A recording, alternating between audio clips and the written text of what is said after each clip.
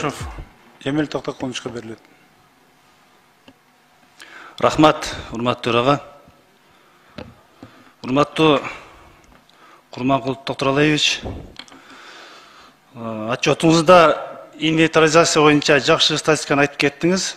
Ошол ичинде каржы полициясындагы мурдагы токтолгон иштер, тергеген иштер эмне болду, ошончо токтолуп кетсеңиз.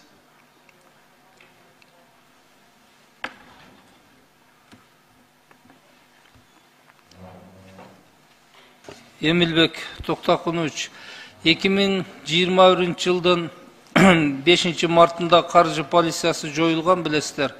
Ошондо алар тарабынан тергелип жаткан 2429 иш өндүрүштөн ар түрдүү негиздер менен токтотулган, 1627 кылмыш иштер алынган башка органдарга. Бунун ичинен полиция жоюлуп кеткенден кийин 1406 кылмышы башка органдарга өткөрүлүп берилген. Ал убакта прокуратурада тергөө жок эле, билесиздер, негизинен улуттук коопсуздук кызматына, анан ички иштер министрлигине бул кылмыштар өткөрүлүп берилген. Көптөгөн кылмыштар, бунун ичинен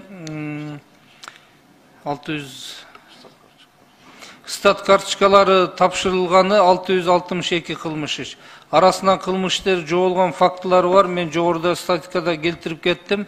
Негизинен бул кылмыш иш деп аталган менен сиз өзүңүз билесиз, 19-жылкы кодекстин редакциясы боюнча арыз же билдирүү катталган кылмыш деген түшүнүк болгондо, ошондуктан арыздын баары кылмыш болуп аталган. Анан финполициянын жоюлгандын негиздерин да билесиз.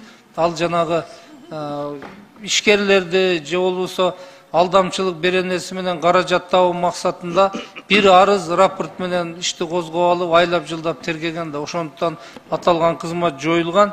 Бүгүнкү күндө инвентаризациядан алар тергеген иштер толук такталып, азыр өндүрүштө кылмыштар 3 орган тарабынан тергелүүдө. Кээ бир кылмыштерди мен прокуратура кызматында жаңы уюшулду, бирок 2000ден ашык кылмышты атабадым. Алардын арасында ошо финполициянын кылмыштары да бар. Рахмат.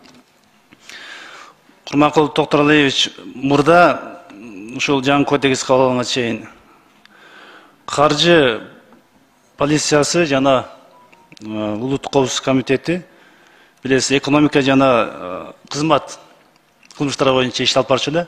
Азыр кайсы орган алып барып атат? Азыр экономикалык кылмыштар боюнча тергөөнү прокуратура органдары жүргүзөт. Кызматтык кылмыштар боюнча прокуратуранын улуттук коопсуздук кызматы. Биздин УПКнын жазык процессуалдык кодексинин талабы боюнча прокурордун укугу бар. Кылмыштерди башка органдарга кызыкчылык жаралып калса, жанагы тергөөнүн караштуулугуна эмес, башка органдарга да берип тергеткенге. Ошондой мааниде бүгүн тергөөчтөр жүрүп атат. Мына сиз прокуратурага келгенден бери аскер прокуратурасында кандай иштерди жасадыңыздар? Кандай өзгөрүү болду? Аскер прокуратурасы боюнча мен жалпы маалыматты бердим. Көрсөтүлгөн статистикада жана жалпы көзөмөл боюнча, коррупция боюнча, сатып алуулар мыйзам боюнча жалпы ошо көрсөткүчтүн ичине кирет. Анын ичинен да сизге өзүнчө баяндамада окуп бердим. Эгер зарыл десеңиз кайра окуп берем мен. Бул жерде цифралар толтурада. Кайсы тармак боюнча тагайсаңыз мен ошого айтып беришим мүмкүн. Ушул боюнча да сизге так суроо берейин анда. Мына Баткен окуялары болуп өттү, 2 жолу окуя болуп өттү. Ушул Баткен окуясында прокуратура тарабынан кандай чаралар көрүндү? Баткен окуясы боюнча өзүңүздөр билесиздер, мен муну жалпы майдалап айтпайын. Былтыркы май айында болгон кагылышууда биз кылмыш ишин козгогонбуз. Ал боюнча тергөө аракеттери, келтирилген зыяндар, чыгымдар толук аныкталды. Күнөөлүү адамдар башка өлкөнүн жараны билесиздер.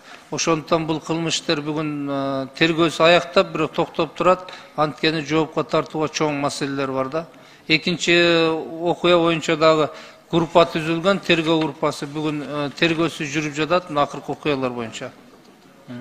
Военный прокуратура тергөө группанын башчысы чогуу биргеликте тергөө иштери жүрүп атат.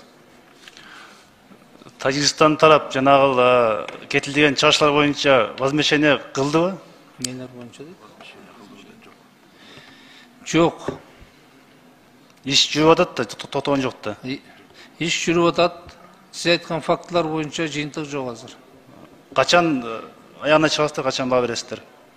Аны мөөнөтүн айта албайм сизге, сиз оорундугун түшүнөсүз өзүңүз. Курманкул Токтогулович, жана бүгүн эртең менен мен коллегам айтып кетти, бизге да кайрылган Гүлжигит Исаков деген жаран. Бул кишинин номерин 3-жакка Билайн уруксатсыз берип коюп, алар 3-жак анын Facebook'una кирип, аккаунтун бузуп, ошол Facebook'та иштери жазганда, анан номерин алып коюп, 15 күнөн кара баа алып, бизге дагы кайрылган, сизге дагы кара жазыптыр. Сизге 24 Бул арыз бизге келип түшкөн, мен жооп берем. Улуттук коопсуздук кызматына жибергенбиз, ал сизге маалымат берет. Кайсы стадия экен текшерүүсү.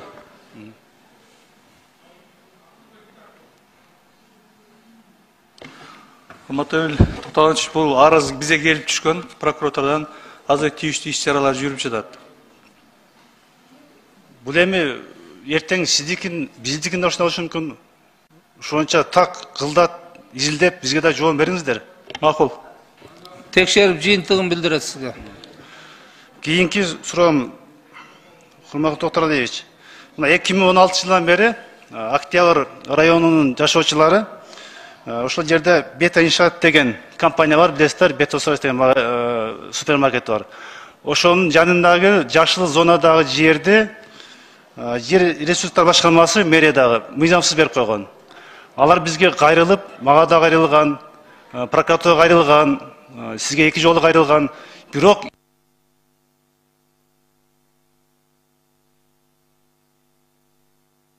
Бул боюнча бизде маалымат бар, текшерген, бирок азыр биз так билбей атабыз, сизге качуу жүзүндө жооп берейин.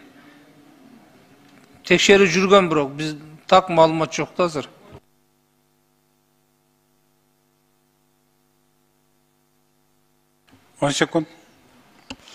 Ушул боюнча бул кайра эле барып, азыр райондун прокуратурасы турат да, ишке ашпай атат. Ошо сизге да байланыш кыйын болуп калды.